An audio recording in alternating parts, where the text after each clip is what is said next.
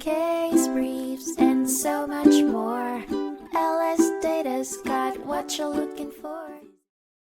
In the 2003 case United States v. Ewell, heard by the United States District Court for the District of New Jersey, defendant Carlton Ewell appealed for a new trial after DNA evidence was introduced in court. The case emphasized that expert testimony in court must be based on reliable knowledge and assist the judge or jury in understanding the facts of the case. A Daubert hearing was held to evaluate the admissibility of the evidence, during which both prosecution and defense experts testified. The admissibility of the expert testimony was evaluated using the Daubert-Paoli factors, with the court's concern being the reliability of the scientific methodology.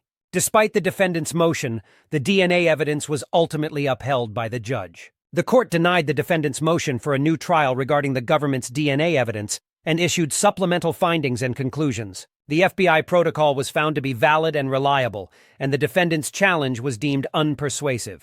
The admissibility of expert testimony was determined on a case-by-case basis. Case briefs, and so much more. LSData's got what you're looking for. Visit LSD.law, elevate your mind. Leave the stress of class.